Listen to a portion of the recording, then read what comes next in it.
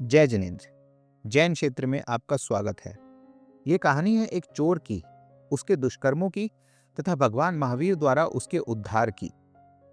बात उस समय की है जब भगवान महावीर स्वयं इस धरती पर मानव रूप में उपस्थित थे। राजगृह नगर में एक बहुत ही कुख्यात चोर लोहकुर रहता था। उसका एक बेटा भी था जिसका नाम था रोहिन्या। जैसे जैसे रोहिन्या बड़ा हुआ तो लोहकुर ने उसे भी अपनी तरह चोरी करना सिखा दिया तथा समय के साथ साथ रोहिन्या अपने पिता से भी ज्यादा चालाक और ज्यादा कुख्यात चोर बन गया, क्योंकि वह अपनी पहचान हमेशा गोपनीय रखता था। उसकी सफलता का एक कारण यह भी था कि रोहिन्या हमेशा चोरी किए हुए धन में से कुछ हिस्सा गरीबों और जरूरतमंदों में भी बांटता था। इस कारण बहुत से गरीब लोग उसके आभारी थे तथा सिपाहियों से बचने में उसकी सहायता करते थे। अब लोहकुर बहुत बूढ़ा हो चुका था तथा बीमार भी रहता था। तब एक दिन उसने रोहिन्या से कहा कि यदि तुम्हें जीवन में एक सफल चोर बनना है और चाहते हो कि कभी पकड़े ना जाओ, तो कभी भी महावीर स्वामी के प्रवचन मत सुनना। उनके प्रवचन सुनकर तो बड़े बड़े चोरों का हृदय परिवर्तन हो चुका है।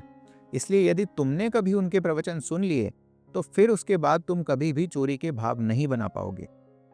रोहिन्या ने अपने पिता को वचन दिया कि वह महावीर स्वामी के प्रवचन कभी नहीं सुनेगा। कुछ और समय बीता और अब तो रोहिन्या की चोरियों से सभी नगरवासी परेशान हो गए थे। नगर में कोई भी व्यापारी और धनी व्यक्ति अपने आप को सुरक्षित नहीं समझता था। इसलिए वह लोग राजा श्रेणिक के पास गए और उनसे सहायता मांगी। राजा श्रेणिक ने अपने एक बहुत ही विश्वसनीय और योग्य मंत्री अभय कुमार को आदेश दिया कि रोहिन्या को जल्द से जल्द पकड़ा जाए। एक बार रोहिन्या चोरी छुपे राजगृह नगर की ओर जा रहा था तथा मार्ग में उसने महावीर स्वामी का समोशरण देखा।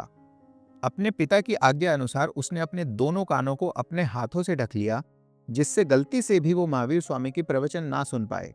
लेकिन तभी उसके पैर में एक कांटा चुभ जाता है और उसे निकालने के लिए रोहिन्या को अपने हाथ अपने कानों पर से हटाने पड़ते हैं, जिस कारण उसे महावीर स्वामी के कुछ प्रवचन सुनाई दे जाते हैं। उसने सुना कि मानव योनि ही सर्वश्रेष्ठ है, क्योंकि केवल मानव रूप में ही मोक्ष प्राप्त किया जा सकता है। देवताओं के पास तो लोक की सभी सुख सुविधाएं होती है। जब वो चलते हैं तो उनके पैर धरती को नहीं छूते तथा धरती से 4 उंगल ऊपर ही रहते हैं। उनकी कोई परछाई नहीं होती, उन्हें पसीना नहीं आता, उनकी आंखें हमेशा खुली रहती है तथा कभी झपकती नहीं। परंतु फिर भी वे देव रूप में कभी मोक्ष नहीं प्राप्त कर सकते। इसीलिए देवता भी मानव रूप में जन्म लेने की इच्छा रखते हैं, क्योंकि मानव रूप में ही जीव अपने कर्मों को काटकर मोक्ष प्राप्त कर सकता है। उस समय तो रोहिन्या को यह अपना दुर्भाग्य लगा कि ना चाहते हुए भी उसे महावीर स्वामी के प्रवचन सुनने पड़े। परंतु भविष्य में उसे एक दिन एहसास होगा कि यह उसका दुर्भाग्य नहीं, बल्कि उसके जीवन का सबसे बड़ा सौभाग्य था। इस घटना के बाद नगर पहुंचकर रोहिन्या ने देखा कि अभय कुमार ने उसे पकड़ने के लिए सुरक्षा बहुत कड़ी कर रखी थी तथा नगर में हर जगह अभय कुमार के गुप्तचर और सिपाही उपस्थित थे। रोहिन्या ने बहुत ही चालाकी से कुछ दिन तो अपने आप को सुरक्षित रखा, परंतु अंततः अभय कुमार के सिपाहियों ने उसे पकड़ ही लिया। अब रोहिन्या को राजा श्रेणिक के दरबार में दंड देने के लिए पेश किया जाता है। परंतु क्योंकि किसी ने कभी रोहिन्या को देखा नहीं था, इसलिए अभय कुमार ये स्पष्ट रूप से सिद्ध नहीं कर पाए कि जिसे उन्होंने पकड़ा है वह मशहूर चोर रोहिन्या ही है। जब राजा श्रेणिक ने रोहिन्या से उसके बारे में पूछा, तब उसने बड़ी ही मासूमियत से कहा कि वह रोहिन्या नहीं, बल्कि दुर्गाचंद्र नाम का एक किसान है तथा सिपाहियों ने उसे गलत पकड़ लिया है। नगर में भी कई लोगों ने इस झूठ की पुष्टि करते हुए रोहिन्या का साथ दिया, क्योंकि वो रोहिन्या के आभारी थे। अपना पक्ष सिद्ध ना कर पाने की वजह से ना चाहते हुए भी अभय कुमार को फिलहाल रोहिन्या को छोड़ देने का आदेश दिया गया। परंतु अभय कुमार ने भी निश्चय कर लिया था कि वह रोहिन्या के अपराध सिद्ध करके ही रहेंगे। इसलिए कुछ दिनों बाद अभय कुमार के सिपाहियों ने रोहिन्या को चालाकी से बेहोश कर दिया। उसके बाद उन्होंने बेहोश अवस्था में रोहिन्या को राजसीय वस्त्र और आभूषण पहना दिए तथा उसे एक भव्य महल में एक राजसीय पलंग पर लिटा दिया। जब रोहिन्या को होश आया तो उसने अपने राजसीय वस्त्र, आभूषण और महल देखा तथा अपने आसपास कई सारे देव और अप्सराओं को भी पाया। यह सब देखकर रोहिन्या बहुत आश्चर्यचकित हुआ और कुछ समझ नहीं पाया। जब उसने एक अप्सरा से पूछा कि वो कहाँ है, तो उन्होंने बताया कि ये स्वर्ग है तथा रोहिण्या स्वर्ग के नए राजा है और अब वह आजीवन देवताओं की ही तरह इन सभी सुख सुविधाओं का आनंद ले सकते हैं। रोहिण्या अभी भी बहुत चकित था तथा विश्वास नहीं कर पा रहा था कि यह सब सच है या कोई भ्रम। फिर कुछ समय बाद एक देव हाथ में एक किताब लेकर वहां आते हैं।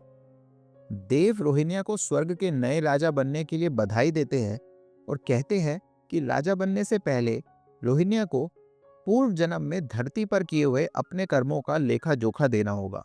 इस बात से रोहिण्या को कुछ संदेह होता है। अचानक उसे महावीर स्वामी के सुने हुए प्रवचन याद आते हैं। वो देखता है कि उसके सामने खड़े हुए देव के पैर तो धरती को छू रहे हैं तथा उसकी परछाई भी दिख रही है और उनकी आंखें भी मनुष्यों की तरह ही झपक रही है। यह सब देखकर रोहिण्या समझ जाता है कि यह जरूर अभय कुमार का कोई षड्यंत्र है उसके अपराध सिद्ध करने के लिए, और अब वह सतर्क हो जाता है। रोहिण्या देव से कहता है कि अपने पूर्व जन्म में उसने हमेशा गरीबों को दान दिया तथा जरूरतमंदों की सहायता करी और बहुत से मंदिरों का निर्माण करवाया। देव उसके इस उत्तर से संतुष्ट नहीं हुए, क्योंकि वास्तव में तो वो देव नहीं बल्कि अभय कुमार ही थे।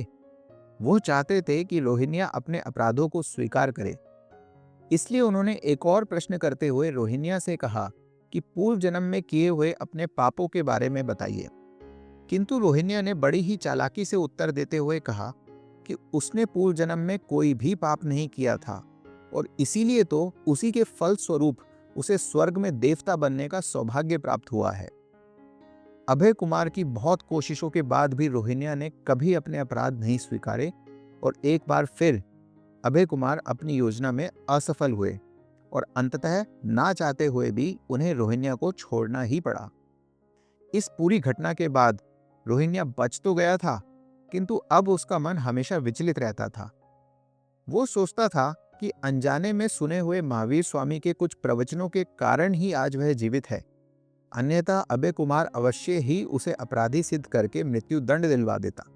उसने सोचा कि जब अनजाने में सुने हुए कुछ प्रवचनों से ही उसका इतना लाभ हुआ है, तो फिर तो महावीर स्वामी के सारे प्रवचन स्वेच्छा से सुनना तो अत्यंत ही लाभकारी होगा।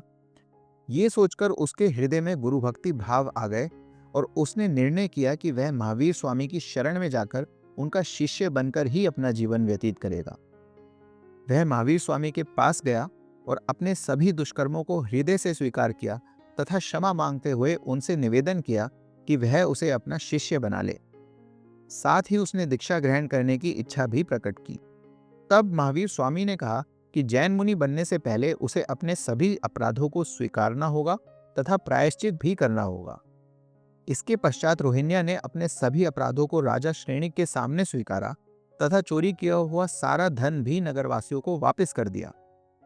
रोहिण्या के इस प्रायश्चित और पश्चाताप से प्रसन्न होकर राजा श्रेणिक ने भी उसे क्षमा कर दिया। फिर रोहिण्या ने भगवान महावीर का शिष्य बनकर दीक्षा ग्रहण करी तथा आजीवन कठोर त्याग और तपस्या से अपने सभी दुष्कर्मों को काटने की कोशिश में लग गए। अंततः अपनी मृत्यु के पश्चात रोहिण्या वास्तव में स्वर्ग के एक देव के रूप में जन्म लेते हैं। तो ये थी कहानी चोर रोहिण्या की और अनजाने में सुने हुए महावीर स्वामी के कुछ प्रवचनों से उसके उद्धार की। रोहिण्या ने तो अनजाने में एक ही बार गुरुवाणी सुनी थी जिससे उसका उद्धार हुआ, किंतु हमारे पास तो अनेकों अवसर आते हैं गुरुवाणी सुनने के तथा उनसे सीख लेने के। हमें इन सुनहरे अवसरों को व्यर्थ नहीं गंवाना चाहिए तथा निरंतर गुरुजन और जैन मुनियों का प्रवचन सुनना चाहिए, जिससे हमारा भी उद्धार हो सके। तथा हमें भी महावीर स्वामी के इस प्रवचन का हमेशा स्मरण होना चाहिए कि मानव योनि ही मोक्ष का एकमात्र मार्ग है। हमें अपने कुछ बहुत ही पुण्य कर्मों के फलस्वरूप ये मानव जीवन मिला है और हमें इसे व्यर्थ नहीं गंवाना चाहिए तथा धर्म मार्ग पर चलते हुए ज्यादा से ज्यादा पुण्य कर्म करते रहना चाहिए।